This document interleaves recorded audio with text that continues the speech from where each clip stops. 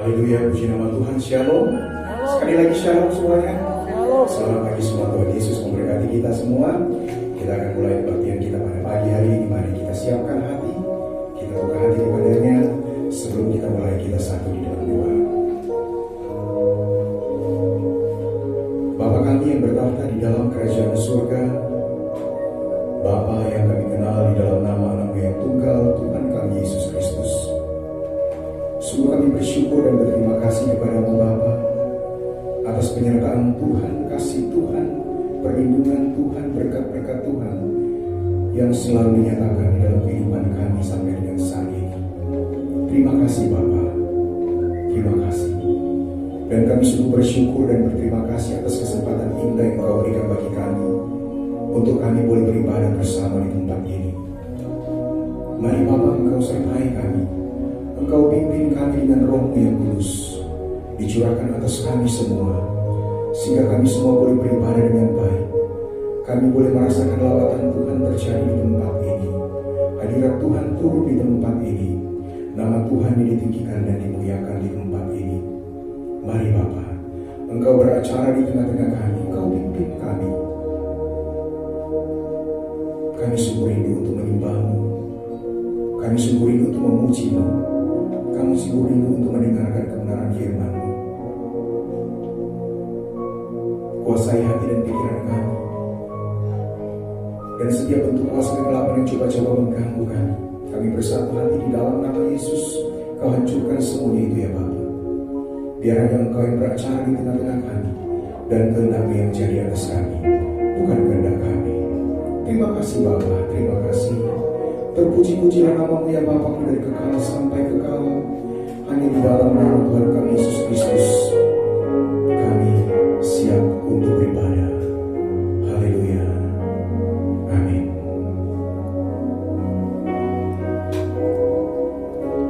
Ku cari wajah-Mu, temukan kasih-Mu, Kau bukan Tuhan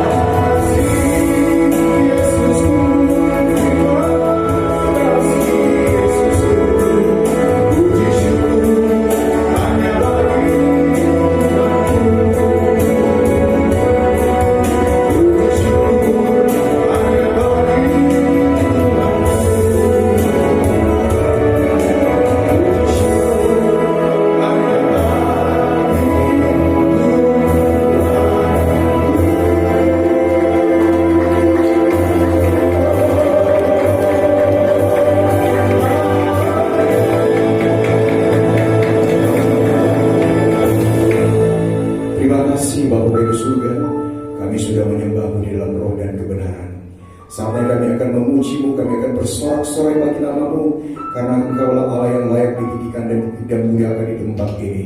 Terima kasih Bapa, kami sungguh bersuka cita pada pagi hari ini. Kami akan memuji-Mu hanya di dalam nama Tuhan kami Yesus Kristus. Semua orang yang percaya sama-sama katakan amin. Saya tunggu Tuhan sekali lagi berdiri.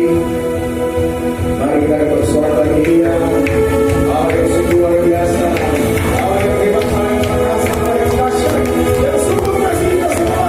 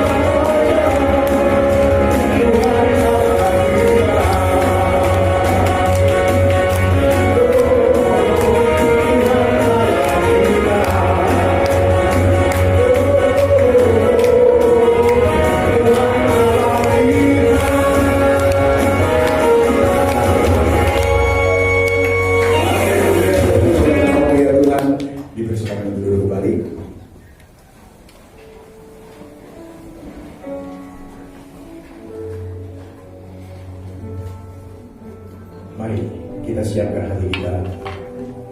Kita akan mendengarkan kebenaran firman Tuhan. Mari buka hati kepadanya. Biarkan Roh Kudus bekerja di dalam diri kita, agar supaya kita semua boleh dimampukan untuk memahami dengan baik akan maksud Tuhan lewat kebenaran firman yang akan kita dengarkan bersama. Buka hati kepadanya. Mari sebelum kita mulai, kita akan mendengarkan kebenaran firman Tuhan. Mari kita satu di dalam doa. Terima kasih Bapa di surga. Saatnya kami akan mendengarkan kebenaran firman. Kami sungguh bersyukur Engkau berikan kesempatan lagi bagi kami untuk boleh belajar akan firman-Mu.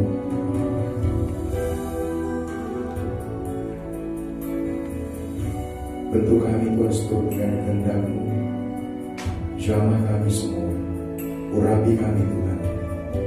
Roh yang kudus menaungi kami semua, agar supaya kami boleh memahami akan maksud Tuhan lewat kebenaran firman yang disampaikan oleh hamba-Mu. Kami buka hati kepada-Mu ya Bapa. Jamah kami Tuhan. Ini kami Tuhan. Kami rindu dan haus akan firman-Mu.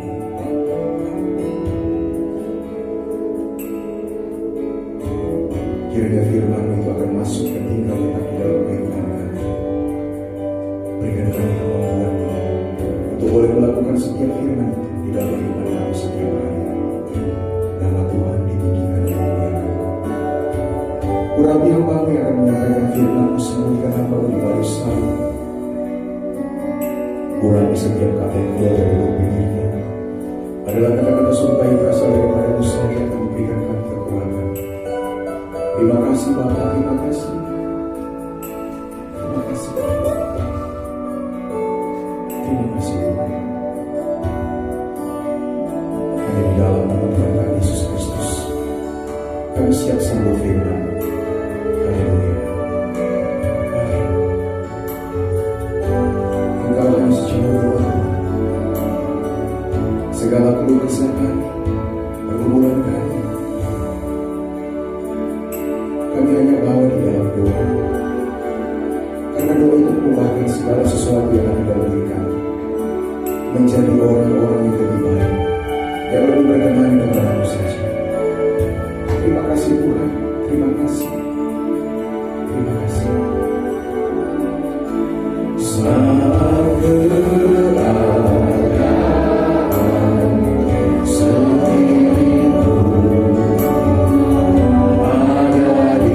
Doa mengubah segala sesuatu.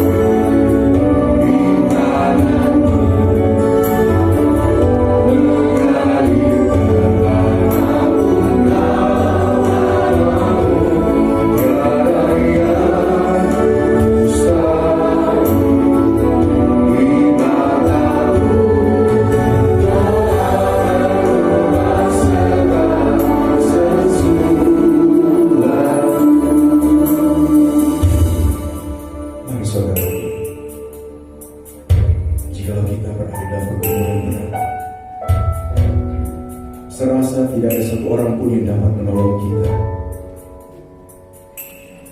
Serasa tiada harapan lagi di depan kita.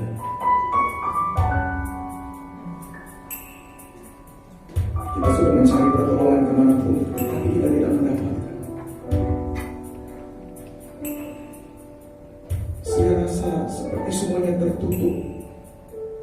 Tidak ada yang terbuka, tidak ada jalan keluar. Mari datang kepadanya. Datang kepada Tuhan. Datang kepada Yesus. Dialah yang sanggup mengubahkan kita. Dialah yang sanggup memberikan jalan keluar yang terbaik bagi kita. Karena Dia adalah sumber pengharapan, Dia adalah sumber kekuatan, Dia adalah sumber pertolongan kita, Dia sumber berkat kita. Dia adalah yang mustahil bagi Tuhan. Mari datang kepadanya. Yesus hanya sejauh doa. Sekali lagi, Yesus hanya sejauh doa. Bawa semuanya kepada Tuhan. Apapun yang kau rasakan. Terima kasih Tuhan. Terima kasih Tuhan. Terima kasih.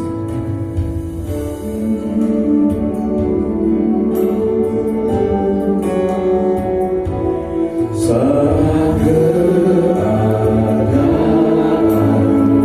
sekeliling ada di luar kemampuanku, ku berdiam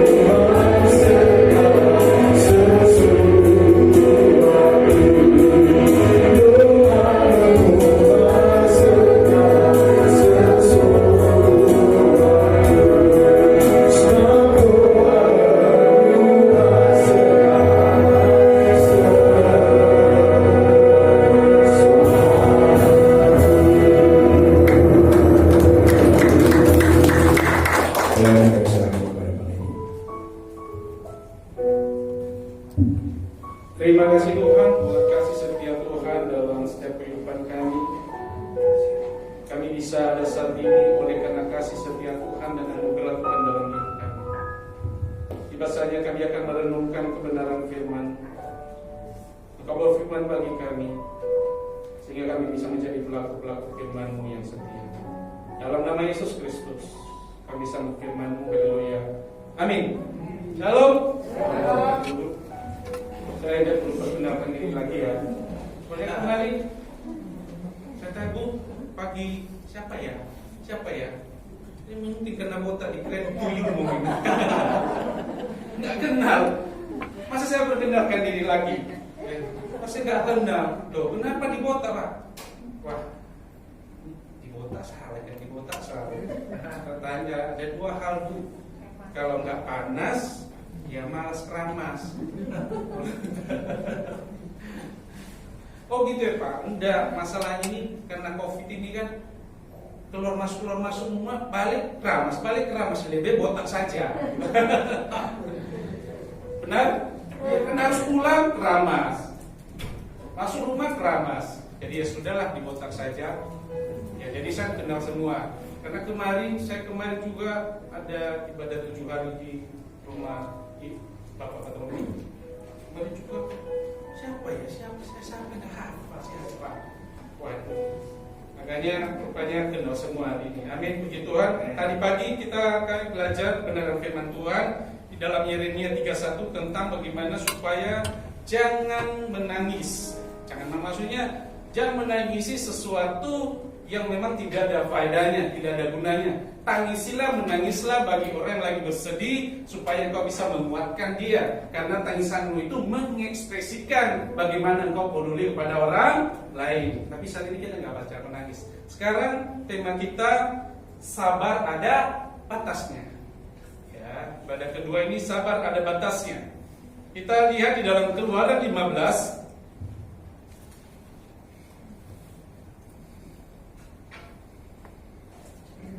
Keluaran 15 ayat 22 sampai ayat 27.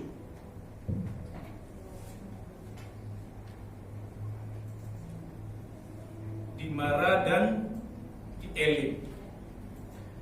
Bapak Ibu kasih Tuhan, seandainya Bapak Ibu ini diminta menggambarkan kehidupan saat ini, gambaran kehidupan yang ada di bayangan Bapak itu bagaimana? Ya. Seandainya saya minta Bapak Ibu menggambarkan kehidupan, gambaran seperti apa yang terbayang di dalam benak Bapak Ibu, di dalam pikirannya? Pasti banyak ada jawaban, masing-masing punya jawaban, ya. Dan berbeda-beda di sini. Di sini Bapak Ibu mungkin ada yang membayangkan kehidupan seperti naik sepeda, ya, kadang naik, kadang turun. Ya, kehidupan itu kadang kita menghadapi ada masalah, kadang kita menghadapi juga ada kebahagiaan, ya, ada persoalan, dan juga ada jawaban di balik persoalan itu. Ya, seperti banyak hal. Tapi kalau bagi saya itu kehidupan ini seperti kalau kita minum kopi. Kalau kita minum kopi, pahitnya masih tinggal lidah. Jadi kehidupan itu tidak, gambaran itu, hidup itu tidak enak Bapak Ibu, tidak ada yang enak. Selalu pasti akan mengalami persoalan, sekalipun saat ini kita sudah diberikan jawaban atas persoalan kita. Tidak mungkin minggu depan, bulan depan kita nggak mengalami persoalan. Ya. Jadi di sini kita lihat di dalam Keluaran, saya katakan dulu kita ceritakan dari Keluaran 14 sampai 15 itu, di mana dikatakan di sana bagaimana orang Israel ini menelan buah simalakama. Maksudnya di sini kita lihat Bapak Ibu bahwa di belakang mereka itu ada tentara, ada rombongan Mesir, ya, dengan kekuatan yang sangat luar biasa. Tapi di sini juga mereka di tengah-tengah itu banyak anak-anak, banyak lansia yang harus pergi menghindar dari mereka. Ketika mereka keluar, Tuhan sudah memberikan jalan keluar, benar? Tapi ketika mereka mulai jalan, tantangan ada lagi. Ketika tantangan itu sudah mulai mendekat, ada tantangan di depan yang harus mereka hadapi. Ya. Jadi di sini, di depan ini ada laut Tiberias yang menenggelamkan mereka. Dalam segala arah bayang kematian menghantui para bangsa Israel ini. Tidak memandang anak-anak, muda, tua, dan lansia. Ketika mereka menghindar, bayangan kematian sudah ada di depan. Makanya saya ada kaitannya tadi pagi juga. Ketika engkau bersedih, janganlah larut dalam kesedihanmu, karena Tuhan berkata, kasihku tidak di saat itu saja, tapi kasihku kekal, bukan sementara, tapi selama-lamanya. Di dalam kebahagiaanmu pun aku ada, di dalam masalahmu sekalipun aku tetap ada. Cuman bagaimana cara kita memandang Tuhan itu ada di tengah-tengah masalah yang kita hadapi. Ya. Jadi Bapak Ibu, kita lihat di sini, pada waktu dan cara yang ajaib Tuhan, Allah bertindak di sini. Prinsip ini yang terus kita percaya di dalam kehidupan kita sebagai orang percaya, bahwa Allah pasti berbuat segala sesuatu, entah bagaimana itu pun caranya, Tuhan pasti menolong. Amin. Bagaimanapun itu cara, kita nggak usah memikirkan cara Tuhan, tapi Allah pasti turut bekerja untuk mendatangkan kebaikan bagi orang yang percaya kepadanya. Amin. Dikatakan di sini, di dalam ayat Keluaran 14, 19, 20, bagaimana dikatakan tiang awan menimbulkan kegelapan, dan di sini berdiri di antara orang-orang Mesir. Di situ ada orang-orang Israel, sehingga satu sama lain tidak bisa mendekat. Cara Allah itu luar biasa. Lalu kalau kita lihat bagaimana ketika Allah melalui Musa dan angin timur yang keras membuat laut menjadi tanah kering dan dilewati oleh bangsa Israel. Itu luar biasa. Tapi kadang-kadang kita ini tidak pernah sabar. Titik tertentu tidak pernah sabar. Saya berikan contoh soal, kalau kita di lampu merah, Bapak Ibu saya, kalau hijau itu kan jalan, kuning hati-hati, udah mulai merah stop. Tapi kalau biasanya Bapak Ibu yang bawa mobil, biasanya sudah hijau, mau masuk kuning, diterobos kuning, malah banter di situ, benar? Kalau mau kuning malah dibanter, padahal di situ hati-hati, malah kita tambah banter. Saya sudah lakukan itu. Jadi untuk menghindari merah, mau masuk kuning, hijau masuk kuning, mau masuk merah, itu saya terobos cepat-cepat supaya terhindar dari lampu merah. Kadang-kadang begitu, kita sudah ada lampu untuk bisa berhati-hati, tapi kita selalu dengan kemauan kita sendiri ingin menerobos. Tidak masalah. Lalu ketika kita punya masalah, lalu kita salahkan siapa? Orang lain. Atau ada polisi di situ. Enggak Pak, itu hati-hati. Padahal apa yang kita lakukan? Tegas-tegas itu kan. Bangsa Israel ini dengan mata kepala mereka sendiri, mereka melihat Allah mencampakkan orang-orang Mesir di laut. Benar-benar. Dan di sini kita bisa melihat ketika Allah mencampakkan seluruh tentara Mesir, Allah Israel menaikkan puji-pujian bagi Allah. Mereka menaikkan puji-pujian. Ingat, ketika masalah mereka diselesaikan, mereka bersorak-sorak bagi Tuhan dan angkat tangan memuji Tuhan. Baru Bapak Ibu, ketidakpercayaan di sini dimulai di sini. Ketika mereka angkat tangan memuji Tuhan, mulai ketidaksabaran mereka, mulai ketidakpercayaan mereka itu lagi. Di sini perjalanan setelah 3 hari berjalan di padang gurun, dari tempat penyeberangan Laut Merah di semenanjung Sinai dengan mereka di sini tidak mendapatkan air. Ya. Musa menyuruh orang Israel berangkat dari Laut Merah, lalu mereka pergi ke padang gurun Syur. 3 hari lamanya mereka berjalan di padang gurun itu dengan tidak mendapat air. Di padang gurun 3 hari tidak ada air. 1 hari aja sudah mati kehausan. Bapak Ibu bisa nggak protes sama Tuhan? Protes nggak sama Tuhan? Ini loh. Pertanyaan itu ketika masalah itu sudah datang, menghampiri kita, diselesaikan, datang menghampiri kita, kita lihat sendiri kedahsyatan Tuhan, mencampakkan tentara-tentara Israel, terus kita berjalan 3 hari nggak ada air, protes nggak sama Tuhan? Protes.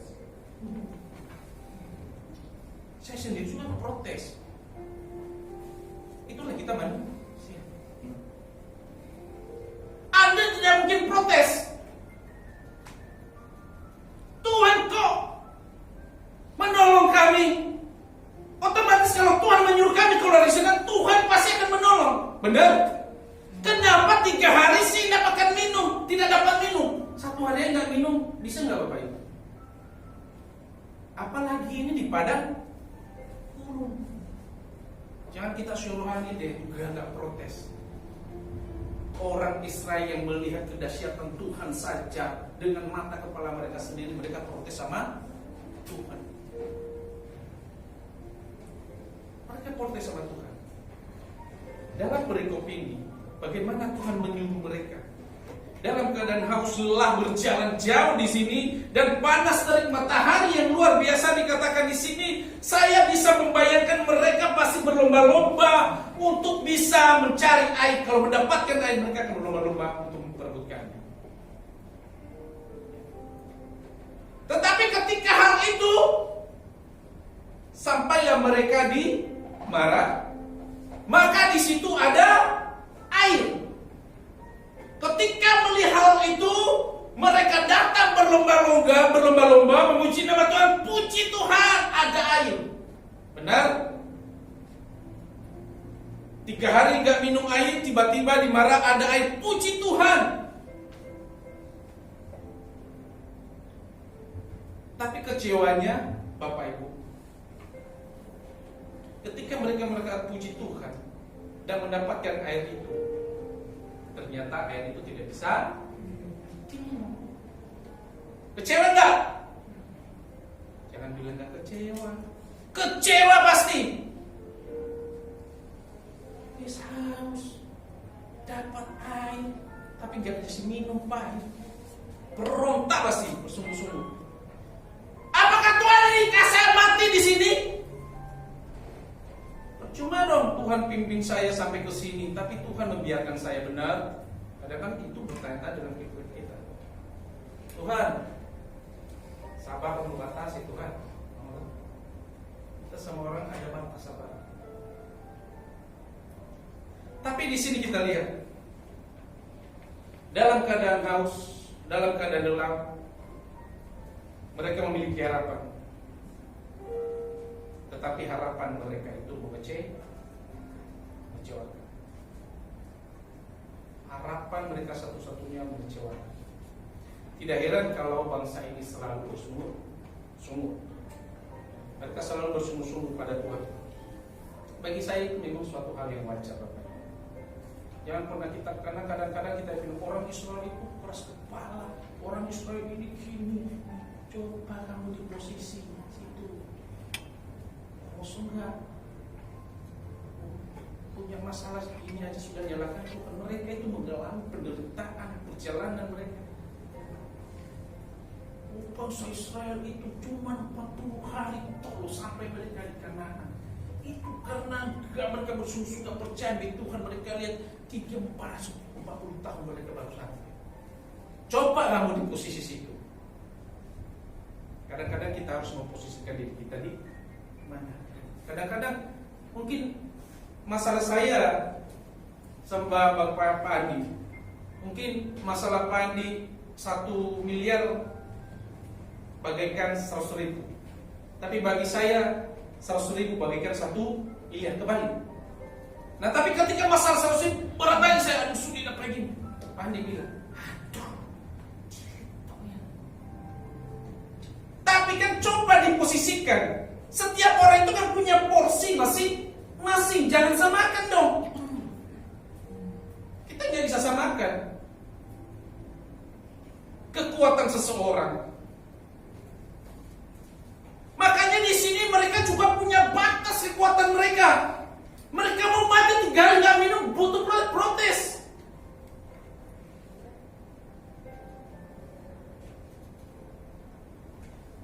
Tapi disinilah mereka kecewa.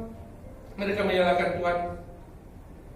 Mereka berkata, Tuhan membawa kita kepada penderitaan. Bukannya kebahagiaan yang datang dari penderitaan.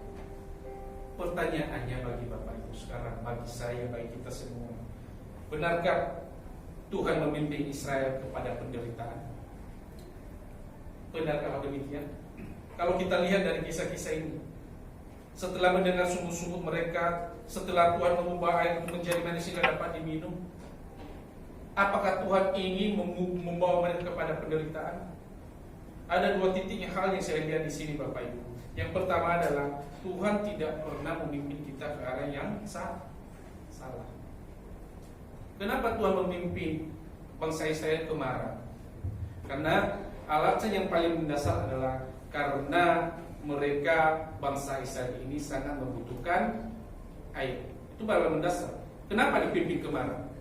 Karena 3 hari tidak mendapatkan air, dan dituntunlah mereka ke Mara untuk mendapatkan air. Namun ternyata ada alasan lain yang Tuhan ingin lakukan kepada mereka, yaitu untuk menguji iman percaya mereka. Makanya dibawa ke Mara. Apakah mereka tetap percaya saat menghadapi kepahitan, kekecewaan di dalam kehidupan mereka? Apakah mereka tetap percaya bahwa pimpinan Tuhan tidak pernah salah? Ujian yang mereka alami juga ditunjukkan kepada mereka. Apakah Tuhan tetap membiarkan mereka di dalam setiap masalah yang mereka hadapi, di dalam kehausan hidup mereka? Tapi di sini kita lihat, kadang-kala Tuhan terlibat memimpin kita ke arah yang salah. Kadang-kadang untuk menguji setiap kita. Tuhan sedang menguji kita. Tuhan sedang melihat apa kita menghadapi pergumulan ini, apa kita ketika menghadapi masalah ini kita tetap berserah kepadanya, percaya kepadanya, dan menyerahkan sepenuhnya kepada Tuhan.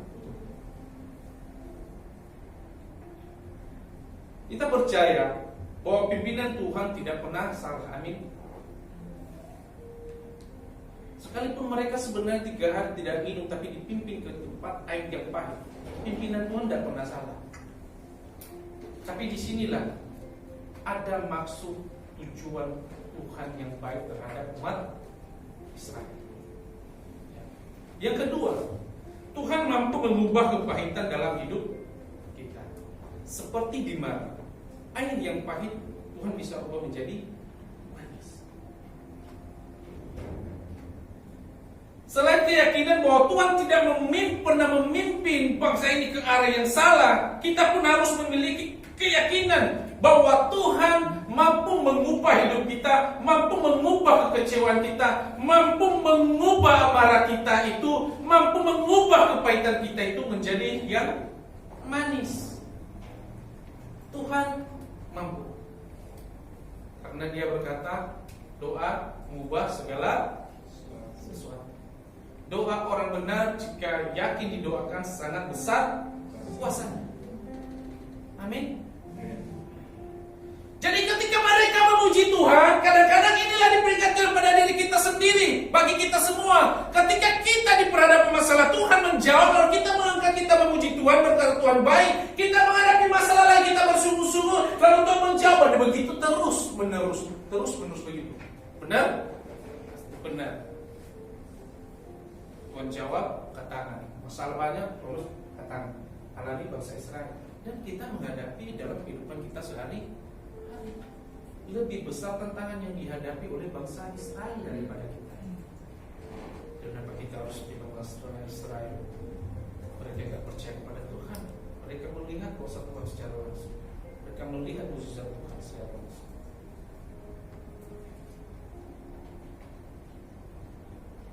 Tapi di sini Bapak Ibu, tentu berarti hidup kita ini tidak akan pernah lepas dari masalah. Tapi di tengah-tengah problem hidup kita, Tuhan katakan, engkau tidak sendiri, aku ada di sana. Bapak Ibu kekasih-kasih Tuhan, Tuhan ada di sisi kita, memimpin kita, selalu menyertai kita, selalu memberikan pertolongan bagi kita. Sehingga apapun yang kita hadapi, kita tidak perlu khawatir, kita tidak perlu cemas, kita tidak perlu takut, karena ada Tuhan di sisi kita. Jadi kita lihat Bapak Ibu, bahwa sangat wajar secara manusia. Di ayat ini kita bisa melihat secara manusia sangat wajar di tengah-tengah gurun, di tengah-tengah panas, situasi yang entah berantakan segala macam, tak ada air, tak ada tempat berteduh. Ya. Tapi di sini yang utama adalah di dalam diri kehidupan bangsa Israel, keluh kesah yang selalu mengeluh, selalu bersungguh-sungguh pada Tuhan. Setiap ada masalah sedikit pun itu yang dipermasalahkan. Kadang-kadang kita ini sudah melihat mujizat Tuhan, tapi kita masih bermasalahkan, masih menyatakan mana sih kuasa Tuhan itu. Yang jadi masalah itu kita sudah tahu bahwa Tuhan sudah menolong kita, sudah memberikan kasih karunia-Nya, sudah memberikan mujizatnya, lalu kita masih pertanyakan kuasa Tuhan itu. Masalahnya di situ. Tuhan telah menyembuhkan sakit kita, tiba-tiba kita mengalami masalah yang lain, kita masih pertanyakan kuasa Tuhan itu. Kita masih pertanyakan, Tuhan itu ada apa enggak sih? Tuhan itu kok membiarkan saya sih? Tuhan itu kok enggak menolong saya sih di situasi sekarang ini? Anda patut bersyukur di situasi sekarang ini Bapak Ibu sehat-sehat saja. Amin.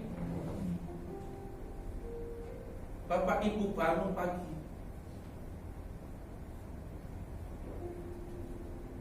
itu anugerah besar yang Tuhan beri. Amin.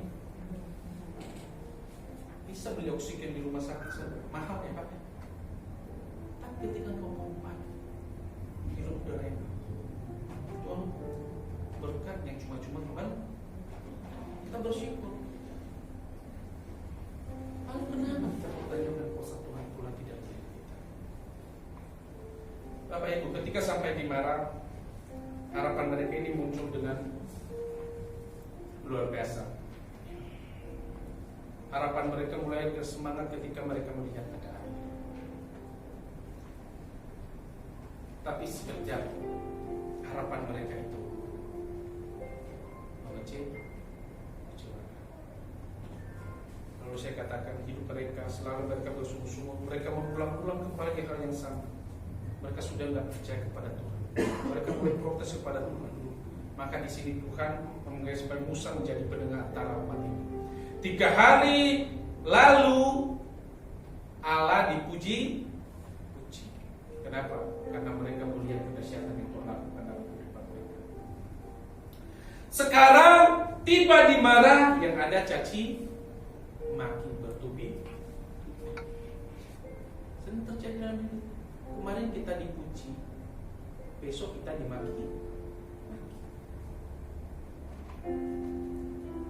3 hari yang lalu perjalanan mereka pada gurun itu, sebelum mereka berangkat, mereka syukur kepada Allah yang berkuasa, Allah yang menolong kita. Mereka menyanyi memuji-muji. 3 hari perjalanan mereka sampai di Marah, mereka memaki, mereka bersungguh-sungguh bertubi-tubi menghujat. Makanya benar pepatah mengatakan, kebaikan setahun dilupakan karena keburukan, bahkan keburukan yang tidak dibanyak dalam sehari saja.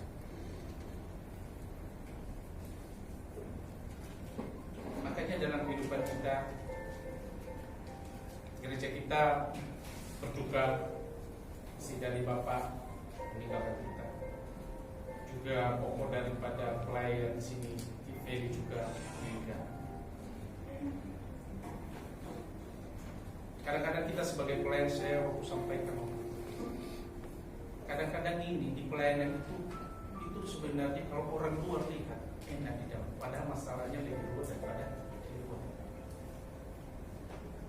Ketika Anda sudah kehilangan maka Anda tidak akan mengingat-ingat lagi keburukan. Yang Anda ingat adalah kebaikan. Makanya penyesalan selalu datang terlambat. Kalau dari awal itu namanya pendaftaran, Bapak. Penyesalan selalu datang terlambat. Ketika kita mau buru-buru dulu, mengata-ngatai segala macam, tapi ketika dia sudah meninggalkan kita, orang kita kasih meninggalkan kita, apakah kita masih menimbulkan keburukan? Kebaikan itu yang kita. Dulu dia mau memilih saya, dulu dia begini. Sebelum, waduh ini, nggak enak ini, dulu dia cemburuan, ini yang gitu pasti. Anda harus ditinggalkan dulu baru Anda mulai bisa. Oh, ya. Yang begini juga Anda dibahas. Mari Bapak Ibu. Ketika Musa berseru kepada Tuhan dan dia mengambil sepotong kayu, kemudian dia melemparkan dan lalu air menjadi manis. Masalah selesai? Selesai, tapi cuma sampai di masalah akan ada di dalam kehidupan kita, akan terus ada masalah yang kita hadapi. Cuman Tuhan berkata, Tuhan tidak berkata aku akan menyelesaikan kamu tidak akan punya masalah. Yang Tuhan katakan, aku ada di sana bersama untuk menguatkan. Jadi Musa tidak bertindak atas nama Allah yang menyampaikan isi hatinya kepada umat supaya mereka mau mendengar bahwa Tuhan itu mampu dan ada sekalipun saat ini engkau tidak merasakannya. Tapi Tuhan tetap ada menguatkan engkau di dalam setiap masalah dan problema yang engkau alami. Apa maksud dari semua ini? Tidak lain agar janji Tuhan itu sebagai Allah yang penyembuh, sebagai Allah yang pemulih, tergenapi di dalam setiap kehidupan kita. Namun memang benar, ya, ada yang salah dengan orang Israel. Pernah dosen saya berkata begini. Saya masih catat waktu dosen saya pernah berkata di dalam Alkitab dikatakan di sana ada janji pasti diikuti perintah dan sebaliknya. Ada janji pasti ada perintah, benar? Tuhan kan berjanji, tapi kan ada harus dilakukan. Ada janji, ada perintah. Jika ada perintah pasti ada janji yang menyertainya, benar? Nah, jadi di sini dalam konteks ini Allah memberi perintah sekaligus. Ayat 26 di sana dikatakan. Firman-Nya, jika kamu sungguh-sungguh mendengarkan suara Tuhan Allahmu dan melakukan apa yang benar di matanya dan memasang telingamu kepada perintah-perintahnya dan tetap mengikuti segala ketetapannya, maka aku tidak akan menimpa kepadamu penyakit manapun yang telah kutimpakan kepada orang Mesir. Sebab aku Tuhanlah yang menyembuhkan engkau. Jadi di sini ada Allah ini memberi perintah sekaligus juga janji. Dan sekali lagi orang Israel ini adalah bangsa yang sangat selektif di sini. Ya, bangsa yang sangat selektif. Jadi mereka mengklaim janji Tuhan itu. Mereka mengklaim setiap janji Tuhan tanpa melakukan perintah. Karena kita begitu, kita mengklaim Tuhan, tapi kita tidak pernah mau melakukan. Itu yang terjadi. Selalu mengklaim janji Tuhan, klaim janji Tuhan. Kamu punya segala macam. Tuhan berkati kau. Tuhan itu Allah yang luar biasa. Apa yang tidak punya Tuhan? Surga aja emas. Emang udah pernah ke surga? Apa lihat emasnya? Omong kosong aja. Tuhan itu pasti turunkan kamu. Kadang-kadang manusia ini Tuhan itu sama seperti orang Israel. Minta janji-janji tapi perintah dilakukan. Bagaimana Tuhan memberikan janjinya kalau perintahnya saja tidak kamu lakukan? Kita nggak benar melakukan segala sesuatu, tapi kita minta janji Tuhan. Tuhan berjanji, tapi kita harus melakukan dan perintah ini. Berkah yang pertama ketika dikatakan, hormatilah ayah dan ibumu supaya lanjut umurmu. Lama umur 20 aku sakit-sakitan gini-gini.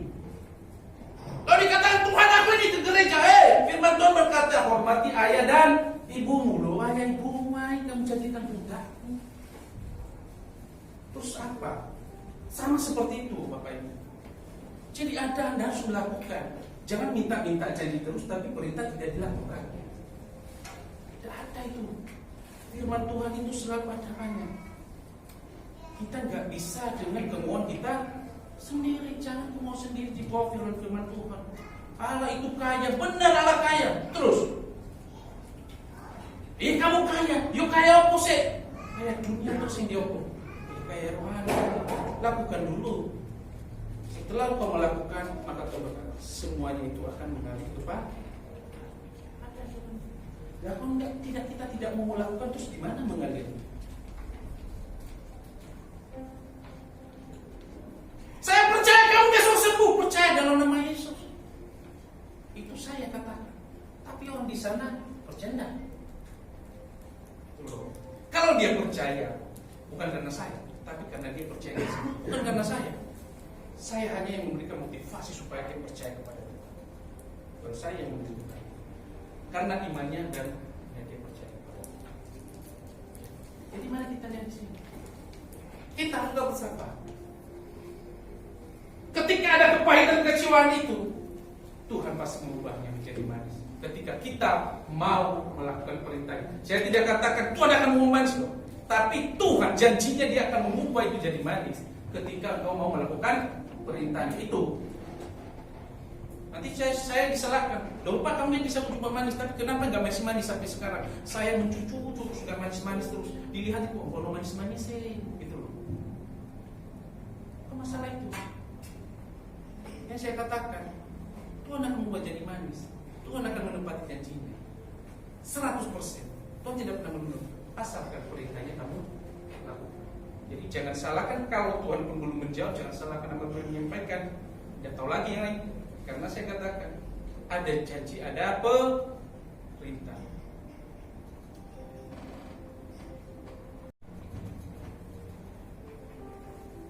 Tolong dibersihin ini. Nanti saya kaitkan. Berarti saya sudah ada janji kepada dia, maka dia mau melakukan. Kalau kita sudah Tuhan, kita baca janji-janji Tuhan luar biasa. Di sini dalam kita panjang.